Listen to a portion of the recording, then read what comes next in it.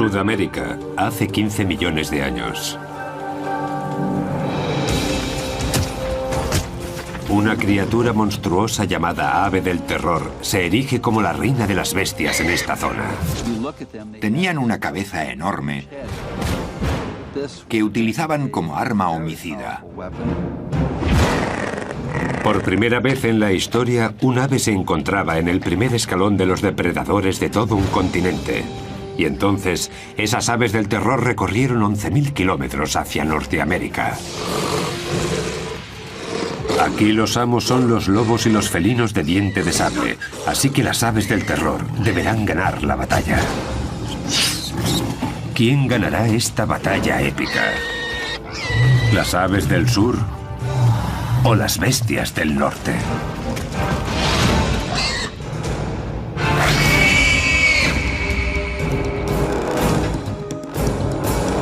Depredadores prehistóricos, las aves del terror.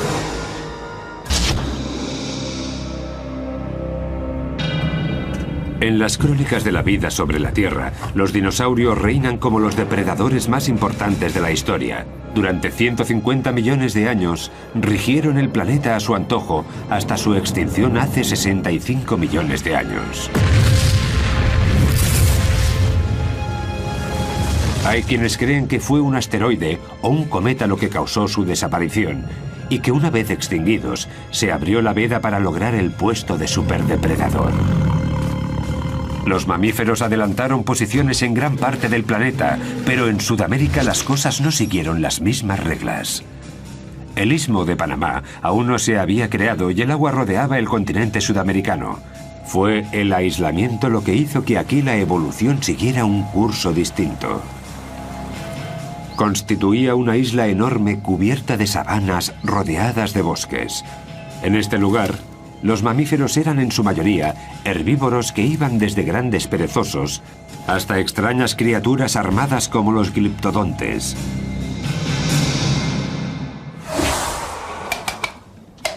Dados los participantes, el título a superdepredador se lo llevó una familia de aves monstruosas un tanto peculiares. En la actualidad las conocen como aves del terror y vivieron unos 158 millones de años.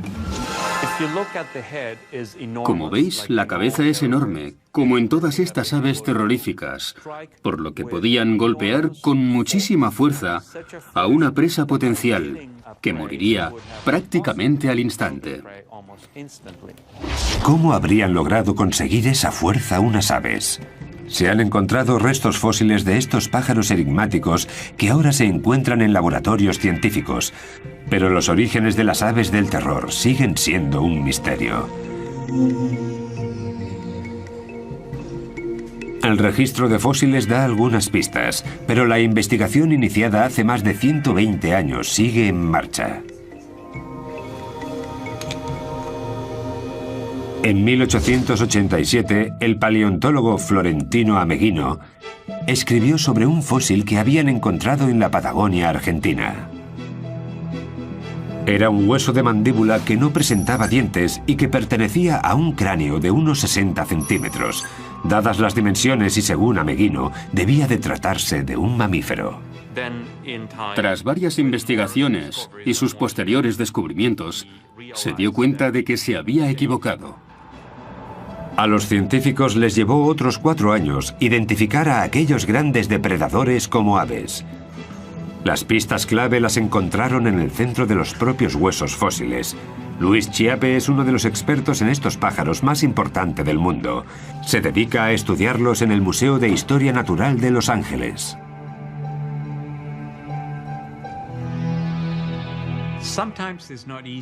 A veces no es fácil diferenciar un hueso de ave de los de un mamífero o incluso un reptil. Pero lo que sí suele ser más común es que los huesos de ave son más huecos y tienen una especie de finos muros, cosa que no ocurre en mamíferos y reptiles.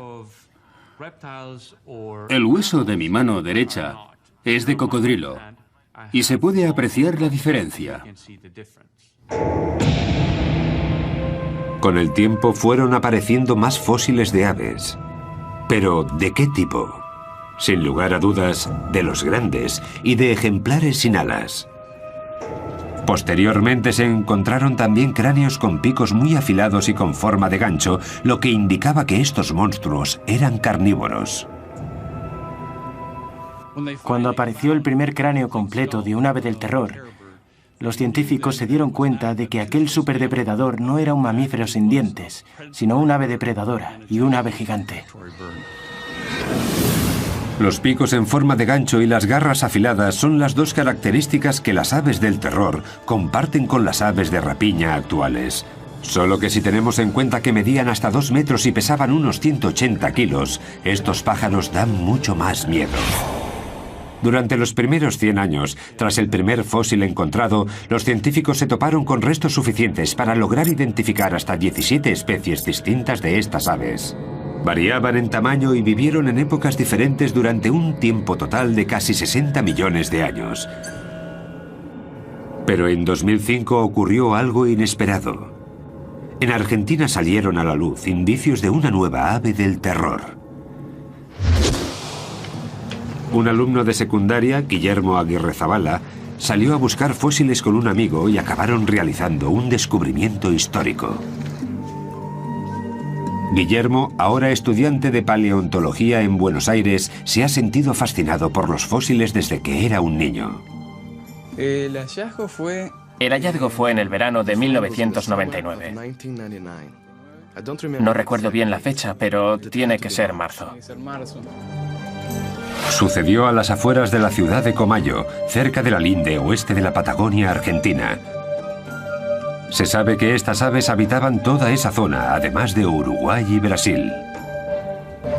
Nosotros ya habíamos encontrado algún que otro fósil, por lo que ya conocíamos los lugares y también sabíamos reconocer los fósiles. Este, particularmente, era un cráneo casi completamente cubierto. A partir de que encontramos las primeras piezas, contactamos con la gente de la Asociación Paleontológica de Bariloche. Y allí fue donde aprendimos a extraer fósiles. Guillermo y su amigo cubrieron con cuidado su hallazgo y lo transportaron unos 60 kilómetros hasta la ciudad de Bariloche. Lo entregaron al Museo de Paleontología de aquella pequeña ciudad y allí estuvo prácticamente ignorado durante 5 años. Cuando Luis Chiappe se enteró de lo ocurrido, se llevó un equipo internacional para que clasificase el nuevo ejemplar en la familia de las aves del terror. Resultó que se trataba de una especie totalmente nueva. Este cráneo mide casi 70 centímetros. Es enorme. Nos dejó atónitos. Fue un momento único. Eso sin duda.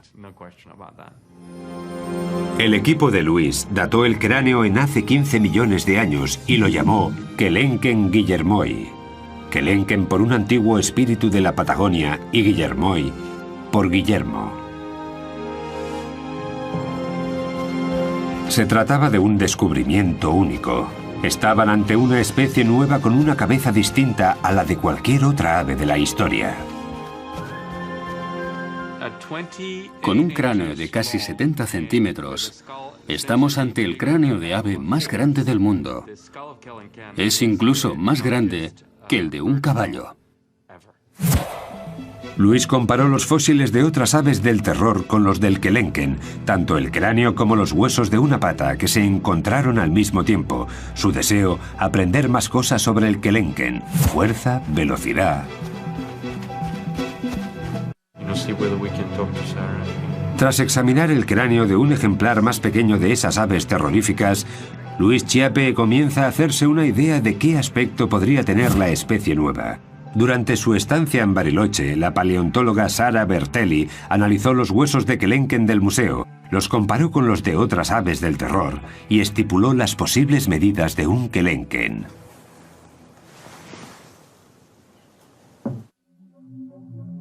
Aunque el cráneo era lo más espectacular del hallazgo, el hueso entero de una de las patas facilitó también datos muy importantes. Este es el hueso de la pata de Kelenken, que en humanos correspondería a los huesos fusionados desde el tobillo hasta los dedos del pie. El hueso muestra una figura inesperadamente esbelta para un ave de esas dimensiones. Algunas de las otras familias de aves del terror eran mucho más gruesas y se cree que tendían emboscadas a sus presas. El kelenken era diferente. Por eso, en las aves de terror, que son más grandes y robustas, este hueso es corto y ancho. En las aves más rápidas, este hueso es largo. Y esta es la condición de kelenken, por lo cual nosotros pensamos que era un corredor. El kelenken está entre las aves del terror más altas y rápidas. Pesaba alrededor de 180 kilos y medía unos 2 metros de alto. Sus patas eran muy esbeltas y musculadas, por lo que debían de alcanzar velocidades altas. Desde la punta del pico hasta la cola medían unos 3 metros, pero vistos de frente sorprendían con sus escasos 45 centímetros de ancho. Seguramente para que las presas potenciales no los descubrieran fácilmente. Sin embargo, los estudios de Sarah revelan que la fuerza de un mordisco suyo es inversamente proporcional a su anchura.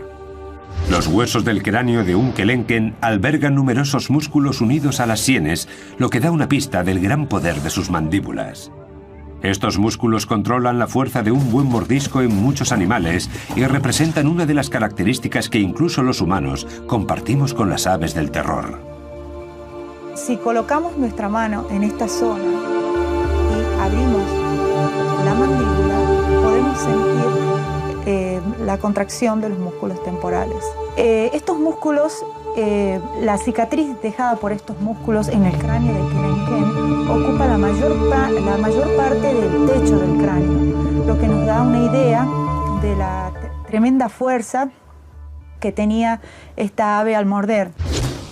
Otro grupo de cicatrices revela la fuerza de los músculos del cuello, fuerza que facilitaba a estas aves del terror la tarea de emprenderla a golpes con sus presas, a la vez que las asustaban con su enorme pico y sus fuertes garras. Valiéndose de su cabeza, como si de un hacha se tratara, las aves del terror clavan su pico en su presa y son capaces de atravesar carne e incluso algunos huesos. La cabeza de estas aves era una auténtica máquina de matar, un arma muy poderosa que bien les valió el puesto de superdepredador de toda Sudamérica.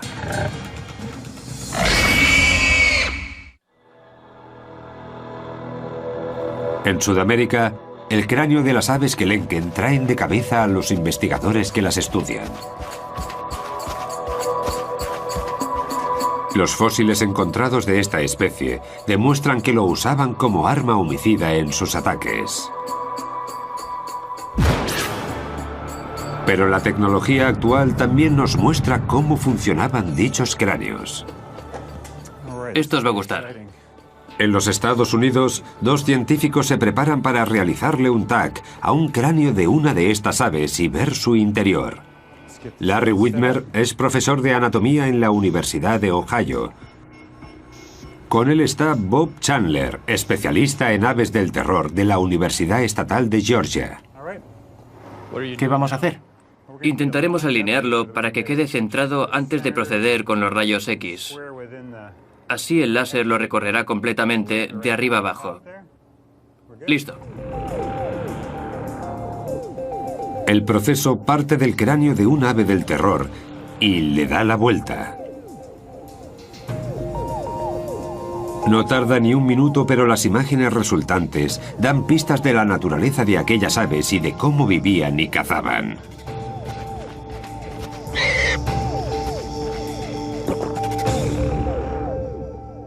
Solo con mirar el cráneo sabemos que se trata de uno muy grande y fuerte. También se aprecia este pilar delante de la cuenca de los ojos, un pilar largo y fuerte. En la zona correspondiente a las mejillas hay una especie de barra bastante gruesa que nos sugiere que el cráneo en sí estaba diseñado para dar y soportar fuertes golpes. Algo que el pacífico y herbívoro Homalodotherium habría comprobado por sí mismo al enfrentarse al temido kelenken.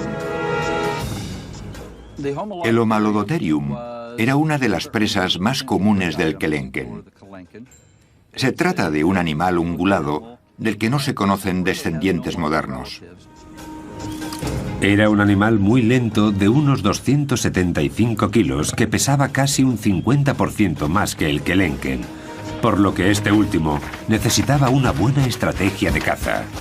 Una de esas posibles estrategias podría ser atacar a su presa en la parte inferior del cráneo para paralizarla. Una vez derribada la víctima, el pico del ave del terror se encargaría de desgarrarla, un comportamiento habitual incluso en las aves existentes en la actualidad. Sí, ya lo sé. Joe Cam es adiestrador de animales en el sur de California. Con la ayuda de un halcón es capaz de demostrar el uso que hacen las aves de presa de su pico como herramienta primaria. Nos da una idea de cómo se ayudan con el pico. Básicamente, lo hunden en el cuerpo de la víctima como si la estuvieran apuñalando. Posteriormente, con la parte inferior cortan y con la superior logran desgarrar grandes trozos de carne. Utilizan el pico al igual que los humanos nuestros incisivos. Para ellos es como si fueran los dientes. El tag nos muestra que tiene forma de escudo. El tag no se limita solamente al pico y profundiza también en el resto de la cabeza. Los resultados son sorprendentes. Una de las cosas que nos muestra el tag nos ha dejado boquiabiertos. Hemos visto que en la parte interior del pico hay una gran cavidad hueca. No nos lo esperábamos. Está completamente hueco y no entendemos a qué se debe esta estructura totalmente vacía. En mi opinión, creo que esa cavidad hueca podría funcionar como caja de resonancia. Puede que le sirviera para emitir una especie de sonidos como traqueteos, que al mover sus mandíbulas, el sonido resonara en esa cavidad. Al parecer, ese traqueteo les resultaba familiar a los residentes de las sabanas prehistóricas, pero ¿cuál era su función? ¿Era un ritual de apareamiento? ¿Una señal de alarma? El tag no puede dar respuesta a esas preguntas, pero sí confirma que aquellas aves oían a la perfección estos peculiares sonidos. Voy a ampliar esta parte del oído a ver si descubrimos qué se cuece ahí dentro. No hay restos de tejidos de estas aves, pero los espacios huecos que dejaron sus órganos, como el cerebro o el oído interno, nos muestran cuál podría haber sido su apariencia con bastante detalle. A esta parte interna del oído se la conoce como cóclea. Como vemos, es muy larga y recta. Su longitud nos indica que estos animales tenían una capacidad auditiva muy desarrollada. Según el tag, es precisamente esta parte del oído interno la que controlaba la increíble agilidad de estas aves del terror. En este tipo de aves percibimos una serie de canales estrechos, largos y muy delicados. Por eso sabemos que su sentido del equilibrio tenía que estar muy desarrollado, lo que les permitía realizar cambios de dirección bruscos, algo imprescindible en un buen depredador. Gracias a este sistema podemos hacernos una idea del equipamiento neuronal que les permitía estos movimientos. Un animal pequeño intentando esconderse de su perseguidor no lograría salir airoso, pues estas aves lo verían y se lo comerían de un solo bocado. Un gran ejemplo de recompensa instantánea. Si este comportamiento era algo habitual en estas aves, puede que también escupieran las indigestas bolas de pelo e incluso algunos huesos de sus manjares, como hacen hoy en día muchas otras aves. Si las imágenes por ordenador que muestran los canales auditivos de estos animales nos indican que las aves del terror eran avezados cazadores, ¿qué descubriremos al estudiar las imágenes de su cerebro? Pues que además de ser más grande que el de otros animales, el de estos singulares pájaros estaba estrechamente conectado al sentido de la vista. Unos lóbulos más grandes y un cerebro de mayores dimensiones son una combinación idónea para recibir y procesar lo que el animal ve, una habilidad fundamental a la hora de acechar y atacar a una posible presa. Sin embargo, sorprende que no haya indicios de la presencia de un órgano olfativo, lo que sugiere que era más un depredador activo que un ave de rapiña. Algunos carnívoros, como los osos, son también animales carroñeros y dependen de su olfato para encontrar la carne muerta.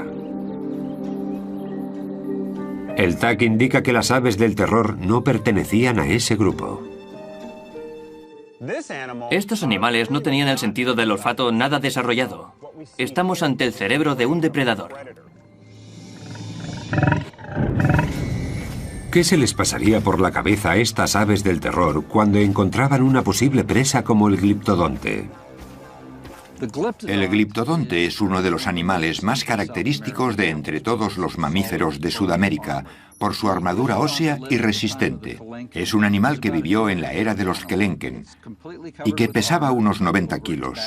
La armadura le cubría todo el lomo, desde la cola hasta lo alto de la cabeza. Hablamos de un animal al que no debía ser muy fácil matar, porque poseía un caparazón de 1,5 centímetros de espesor. Ahí es donde entra en acción el poder cerebral de las aves del terror. Llevamos mucho tiempo gastando bromas sobre el escaso tamaño del cerebro de los pájaros, pero este es relativamente grande. Estos centros de aquí pertenecen al córtex cerebral. Como se puede ver aquí, en estos ejemplares está muy extendido, lo que indica que estos animales tenían mucha capacidad para enfrentarse a condiciones inesperadas. Tenían una cierta capacidad de razonamiento a la hora de resolver problemas. Y el armado gliptodonte era sin duda un problema. Me imagino al Kelenken acechando al gliptodonte, pensando en cómo atacar, barajando sus opciones de éxito. Al final, tras estudiar los movimientos de su presa, un ave del terror se habría dado cuenta de que si metía una de sus patas por debajo del caparazón del gliptodonte, podría darle la vuelta y dejar a su víctima con el vientre expuesto.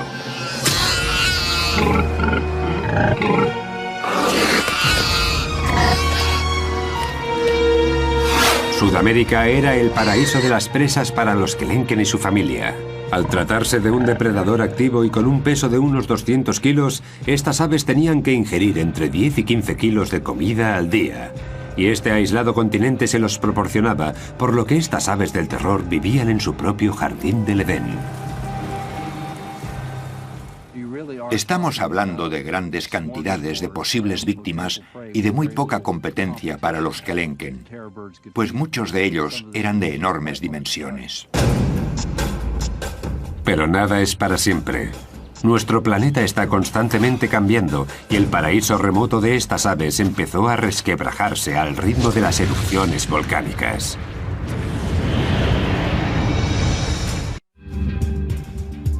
Hasta 1961 los científicos creían que las aves del terror habían vivido únicamente en Sudamérica, pero el hallazgo de un hueso de una de sus patas y de una de sus garras abrió nuevas posibilidades. No se lo creían. Pensaron que debía tratarse de otra cosa. Esta cinta muestra a varios científicos trabajando en el río Santa Fe de Florida, el lugar en el que aparecieron los fragmentos de una criatura a la que identificaron como Titanis valeri, hasta ahora la única ave del terror encontrada en el continente norteamericano. ¿Se imaginan la emoción que nos embargó a todos cuando descubrimos los restos del primer espécimen conocido de esta especie aquí en Florida?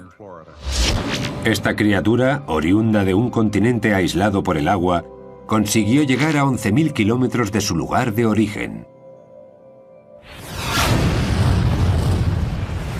Su ruta seguía un sendero de lava y cenizas procedentes de varios volcanes.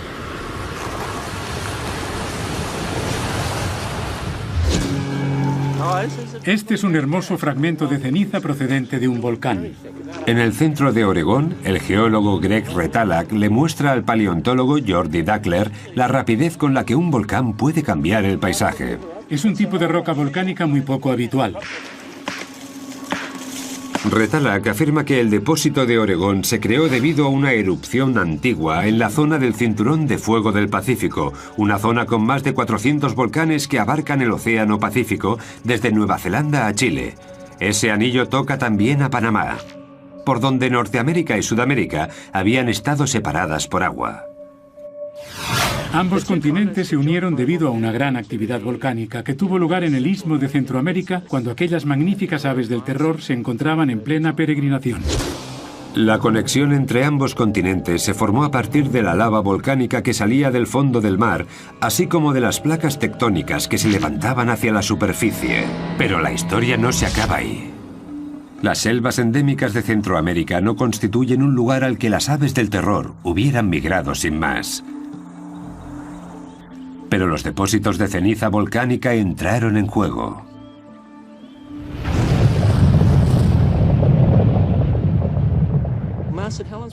Cuando el monte Santa Elena entró en erupción, originó una capa de 1 metro de ceniza más o menos. Pero este en concreto creó una capa de 33 metros, y a 600 grados centígrados su erupción fue mucho más grande que la de Santa Elena. El volcán que creó este depósito explotó a unos 325 kilómetros de aquí. La capa más gruesa de rocas que dejó a su paso ocupa un área de unos 300.000 kilómetros cuadrados. Las desafortunadas criaturas que se encontraban aquí acabaron chamuscadas. Todo, árboles, animales, plantas, todo quedó sepultado bajo los ríos de lava que a 600 grados centígrados quemaron todo lo que encontraron a su paso. Las temperaturas eran superiores a las de un crematorio. No pudieron escapar. Nada podría sobrevivir a aquello. Hace entre 3 y 5 millones de años, varias erupciones como esta en Panamá provocaron lo que Retalhak llama resurgimiento instantáneo de tierra. Destruyó las selvas y abrió el camino de las aves del terror hacia el norte. De tal forma que cuando las plantas volvieron a colonizar estas tierras devastadas por la ceniza, los animales acostumbrados a los espacios abiertos encontraron un nuevo paraíso entre sus ojos, como las aves del terror. Lo más probable es que aquellas que lograron sobrevivir a las erupciones migraran entre 400 y 500 kilómetros. Los huesos del Titanis que se encontraron en Florida constituyen una prueba de que las aves del terror cruzaron el istmo de Panamá para llegar hasta Norteamérica.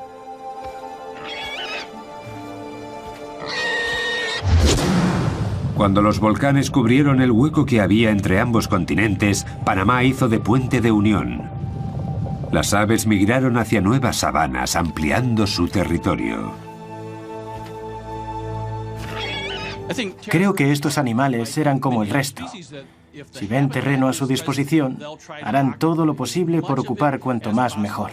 Desde aquel gran descubrimiento en 1961 solo se han encontrado un puñado de fósiles de aves del terror norteamericanas. Actualmente hay registradas 42 especies de Titanis en Norteamérica. 41 de ellos están en el Museo de Historia Natural de Florida. Sin un cráneo o un hueso largo es casi imposible que los expertos logren hacerse una idea completa de cómo serían estas aves. Lo único que tienen que estudiar son escasos y pequeños fragmentos. Irv Quittmeyer calculó las posibles dimensiones del Titanis comparándolo con otras especies de estas aves. Usó, por ejemplo, la base del fragmento de pata de Titanes disponible para calcular la longitud aproximada de una pata entera. Al estudiar este hueso vimos que es bastante ancho.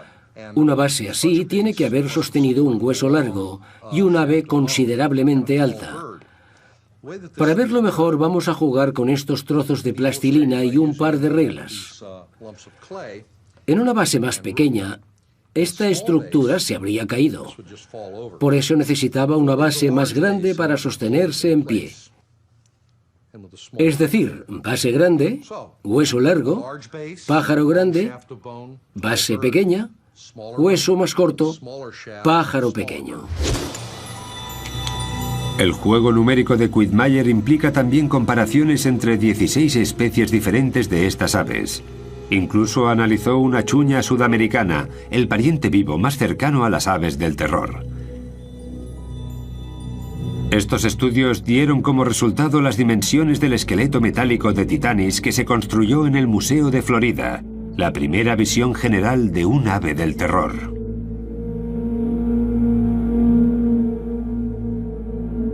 Los científicos concluyeron que el Titanis se parecía asombrosamente a los Kelenken, la especie de aves del terror más alta de todas, aunque su tamaño fuera un 20% más pequeño. Sin embargo, esa menor envergadura le habría proporcionado más velocidad y agilidad. Las aves del terror que llegaron a Norteamérica formaban parte del gran intercambio americano, un intercambio de especies entre América del Norte y América del Sur a través del Istmo de Panamá.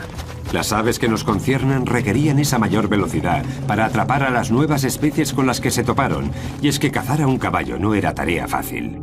Las aves más rápidas en la actualidad son los avestruces que, similares en forma y tamaño, nos ayudan a hacernos una idea de cómo corrían las aves del terror. Algunas de estas aves se parecen mucho en lo que a extremidades se refiere al avestruz. Por eso nos valemos de estas últimas para reconstruir la locomoción de las primeras. Dado que el avestruz es capaz de alcanzar los 50 o 60 kilómetros por hora, no es fácil detenerlas para estudiar de cerca su técnica. Por eso, el biólogo Kevin Middleton ha invitado al gimnasta Henry Holloway al campus de la Universidad de California en San Bernardino para intentar recrear cómo alcanzan esas velocidades algunas aves. Henry nos demostrará cómo se mueven las patas del avestruz con la ayuda de un equipo especial. Son unos zancos, unas estructuras de aluminio hechas de fibra de carbono que te dan un impulso equivalente al que proporcionas tú al saltar. Ahora Henry podrá correr como un avestruz, gracias a la imitación de unos tendones nuevos muy largos y elásticos. Sin embargo, la anatomía de los huesos desempeña también un gran papel en esta ecuación. Tenemos el fémur, la rodilla, la espinilla y el pie. Normalmente las aves tienen pies más grandes y se apoyan sobre sus patas al igual que hace Henry cuando se pone de puntillas. Y las aves corren de puntillas. El tamaño del pie es muy importante porque cuanto más grande sea, más largas serán las zancadas.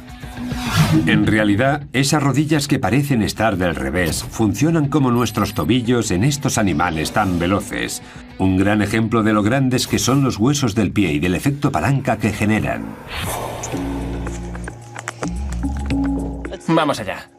Para Henry Holloway, los zancos de alta tecnología alargan de alguna manera el pie humano y ayudan a correr a la velocidad de las aves del terror. ¡Ya!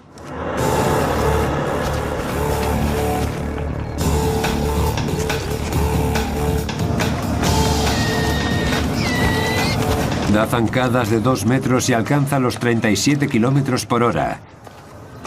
Las aves del terror, con patas más largas y músculos más desarrollados, pegarían saltos de hasta 3 metros y alcanzarían los 65 kilómetros por hora como el avestruz de hoy en día. En una carrera de alta velocidad, el Titanis debía seguir el ritmo de un caballo si no quería que éste le diera una buena coz. Las aves del terror tenían buenos reflejos y arrancaban con facilidad. Cuando alcanzaban a su presa, le propinaban un buen golpe con el pico en la parte posterior del cuello, hiriéndola gravemente. Cuando el animal hubiera muerto desangrado, atacaría de nuevo para despacharlo finalmente.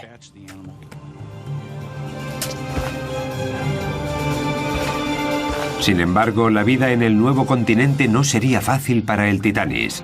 Supondría su primer contacto con los depredadores del norte, oponentes sin miedo que, aún así, jamás se habían tenido que enfrentar a las aves del terror.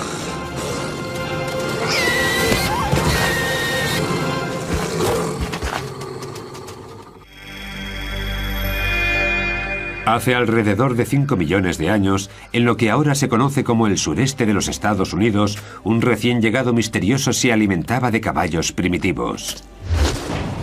En su hábitat habitual, las aves del terror eran el depredador más fuerte de la cadena, pero en Norteamérica habrían de ganarse el puesto frente a criaturas totalmente desconocidas para ellas. En la misma época en la que vivía el Titanis en América del Norte, había un animal parecido al lobo llamado lobo Edwards. No igualaba a los lobos actuales en tamaño, pero sí era más grande que el coyote. Aquellos lobos que solían cazar en grupo estaban decididos a robarles a las aves del terror sus presas, pero no era un oponente habitual y mucho menos fácil. Dependían de su instinto y lograron expandirse. Era una cuestión de atención, de ver quién lograba despistar al otro y por cuánto tiempo. Si te despistas y tienes que enfrentarte a un lobo, seguramente no tengas muchas opciones de aprovechar tu energía y mantener a los demás a raya. Los lobos modernos suelen agobiar a sus presas. Seguramente sus primos prehistóricos hicieran algo semejante. Creo que el momento crucial en su relación tuvo lugar cuando el Titanis se dio cuenta de que su vida corría peligro. Cuando aquellas aves del terror se hicieron a la idea de que sus víctimas iban en grupo y también tenían su propia estrategia, decidieron emplear su energía en otras cosas y no sobre un cadáver. El Titanis entró en crisis. A medida que se acercaban los lobos, él se ponía más nervioso. La tensión es extrema y un movimiento en falso puede ser decisivo. Un sacrificio importante da la victoria a los lobos.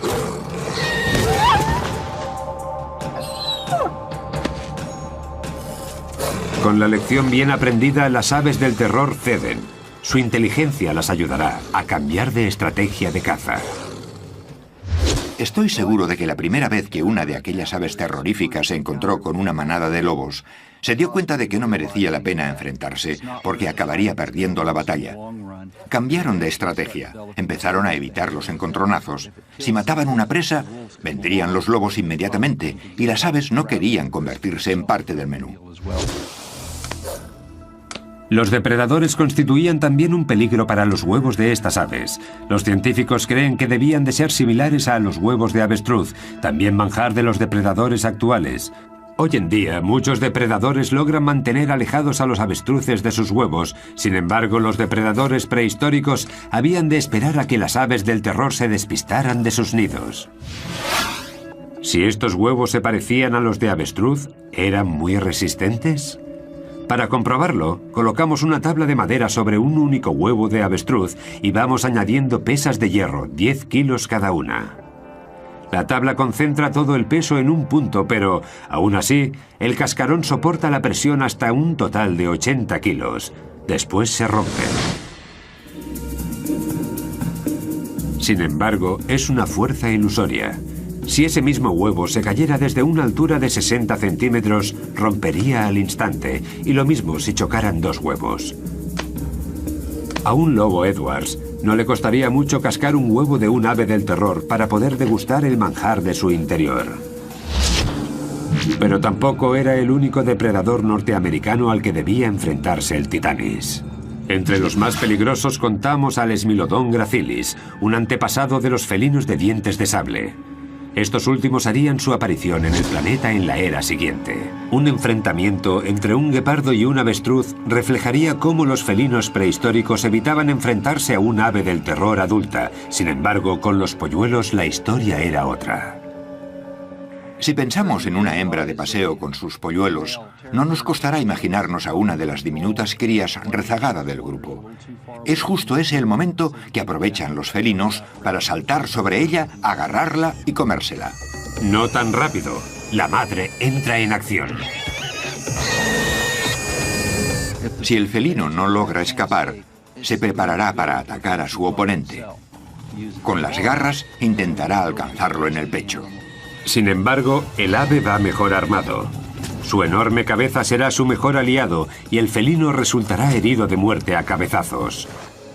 Aunque es demasiado tarde para salvar al polluelo, que falleció desnucado.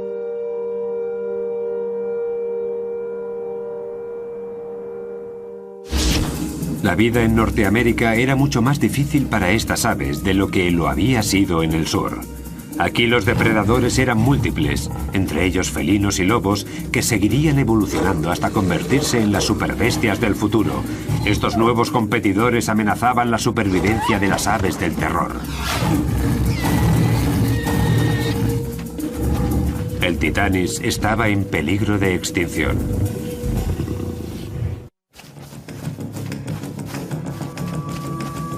El reinado de las aves del terror duró cerca de 60 millones de años. En Sudamérica eran el primer depredador de la cadena. En el norte, inmigrantes intrépidos. Su extinción forma parte de un puzzle que los científicos aún no han conseguido completar.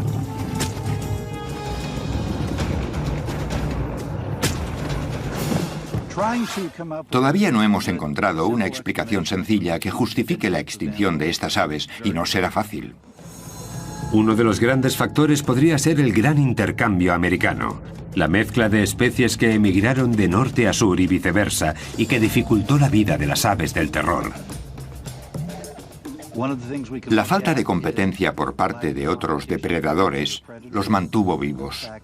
Las especies más evolucionadas del norte, como caninos o felinos, activó la restricción de comida.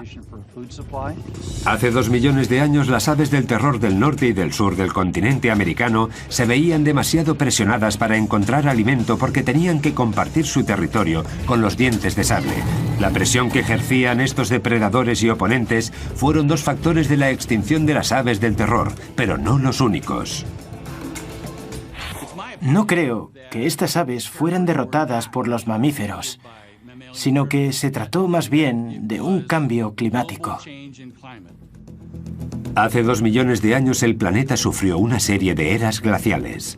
En el norte, el océano se convirtió en hielo.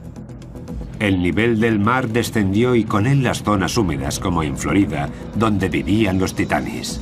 El paisaje se secó.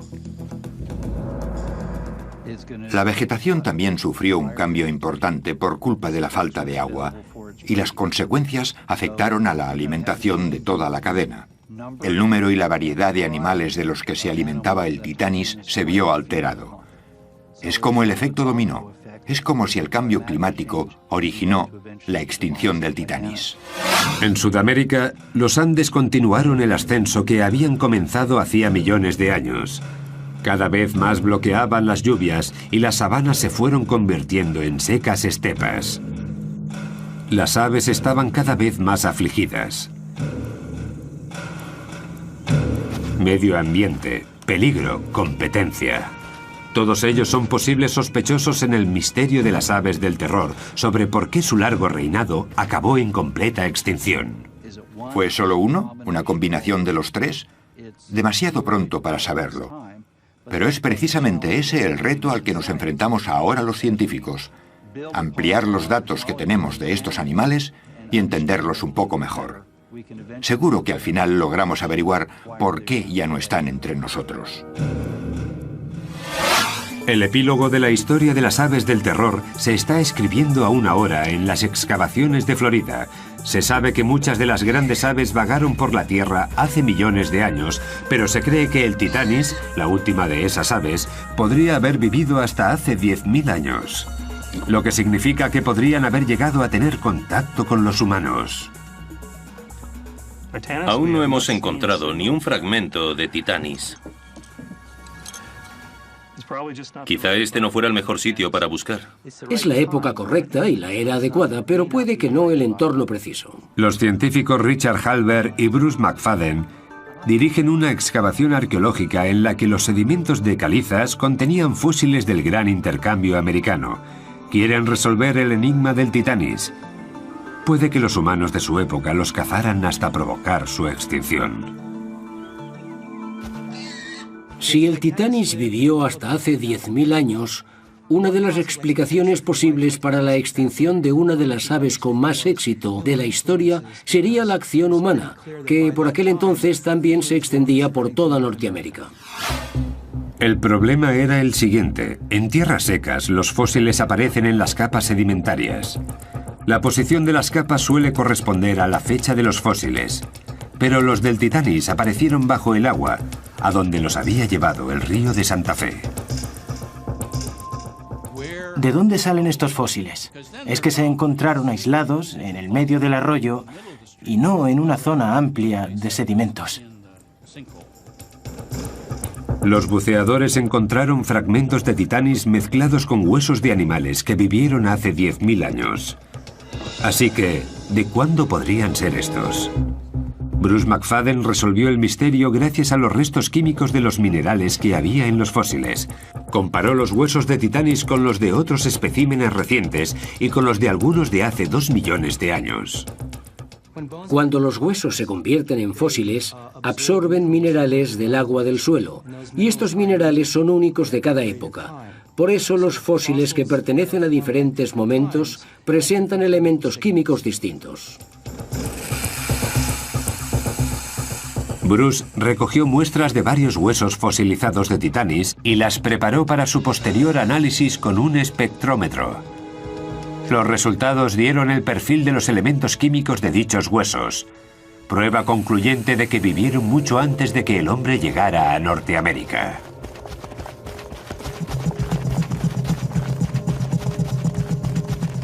Hay dos patrones básicos, uno de ellos los que tienen alrededor de 15.000 años y el otro para los huesos que representan a los animales de hasta hace 2 millones de años. Y el Titanis pertenece a este grupo.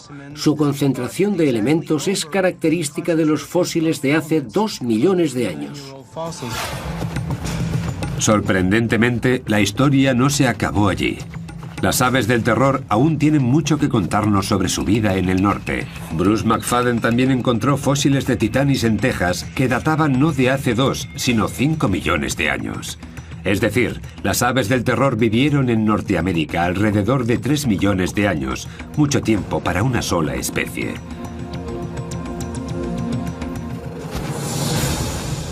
Una gran señal de adaptación para una familia de depredadores espectaculares. A pesar de contar con numerosos competidores, el Titanis fue el legítimo sucesor de las grandes aves del terror. En su último hogar en Norteamérica, no solo sobrevivió, sino que prosperó.